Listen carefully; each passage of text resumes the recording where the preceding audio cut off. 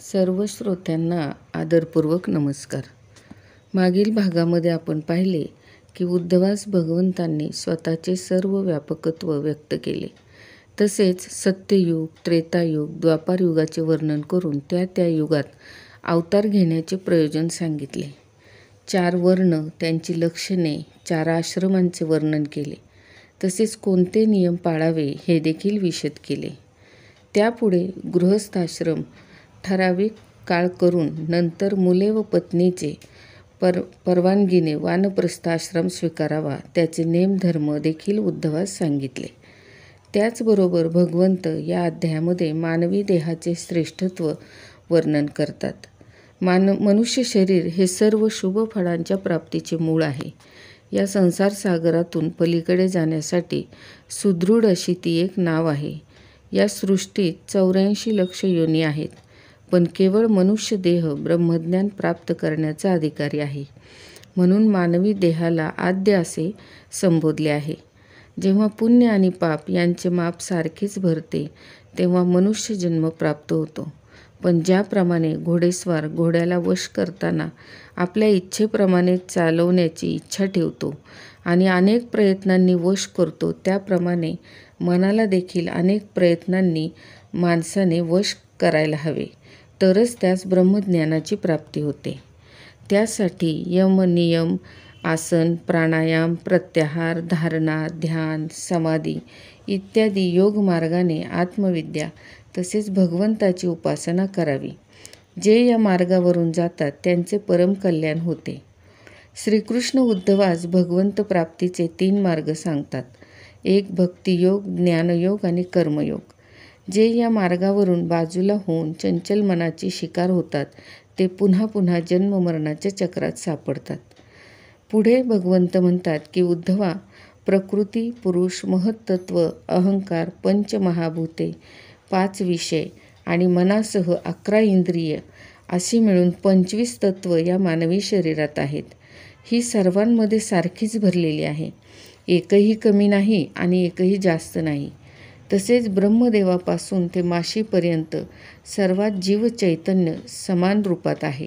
सर्व भूतमात्रात चैतन्य सारखेच असल्याने सर्वांचा आत्मा हा एकच आहे. हे जो जाणतो तेच शुद्ध ज्ञान होय. पुढे उद्धवाने भगवंतास 34 प्रश्न केलेले आहेत.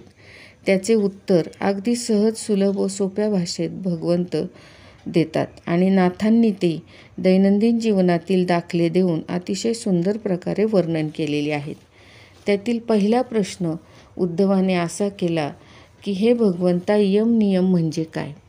तेव्हा भगवंत त्याचे स्पष्टीकरण देताना सांगतात की कोणत्याही प्राण्याला पीडा न देणे, आपल्याला अवगत असेल तसेच चांगले बोलावे, मनाने सुद्धा परधनाचे ग्रहण करू नये, आसक्ती ठेवू नये, अकार्याविषयी लज्जा बाळगावी, संग्रही वृत्ती ठेवू नये, ब्रह्मचर्य पाळावे, वाणीची निवृत्ती म्हणजे कोणीही अपशब्द बोलले तरी मन निर्विकार ठेवावे, मंत्रदिकांचा जप करावा, धर्माविषयी आदर बाळगावा, अतिथी सत्कार करावा, तीर्थयात्रा, भगवंताचे भजन, साधू संत व गुरूंची सेवा, अंतःकरणाची शुद्धी.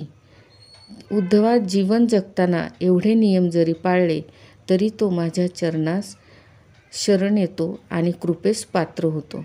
अशा प्रकारे अतिशय साध्या आणि सोप्या अशा या यमनियमांची या ठिकाणी भगवंताने उद्धवास स्पष्टीकरण दिलेले आपल्यास दिसते. आणि खरोखरच आपण विचार जर केला तर दैनंदिन जीवन जगताना पूर्वी प्राचीन काळी ज्या वेळेस माणसाला लिहिता वाचताही येत नव्हते तेव्हा त्यास मंत्र, ग्रंथ, पारायणे, स्तोत्र, श्लोक काहीच माहिती नव्हते. परंतु ही लोक या यमनियमांच्या आधारेच जीवन जगत होती आणि अतिशय सुखी आणि दीर्घायुषी होती. कुठल्याही प्रकारच्या व्यथा व्याधी त्या लोकांना माणूस कष्ट करून देखील समाधानाने आणि संपूर्ण जीवन ते लोक जगत होती. हे भगवंतांनी व्यक्त केलेले ज्या प्रकारे वेगवेगळ्या भाषांचे संशोधन झाले, माणूस शिकला, साक्षर झाला आणि त्याने आपल्या बुद्धीचे काही नको तेवढे उपयोग केल्यामुळे आज आपण पाहतो की समाजाकडे सगळीकडे अराजकताच माजलेली आहे. सर्व मनुष्य प्राणी हा स्वतःच्याच हाताने संकटाच्या गर्तेत ओढून घेऊन जात असताना आपल्याला दिसतो. परंतु भक्ती ही केवळ त्याने अहंकारापायी पोचलेली आपल्याला दिसते. ज्या ठिकाणी आपल्या नावाचा गवगवा होईल अशा ठिकाणी दानधर्म करणे, स्वतःचे नाव मोठे होण्यासाठी भक्ती करणे, यामुळे खऱ्या भगवंत भक्तीपासून तो दुरावत चालला आहे. उद्याच्या भागात पाहूया उद्धवाने विचारलेले पुढील प्रश्न.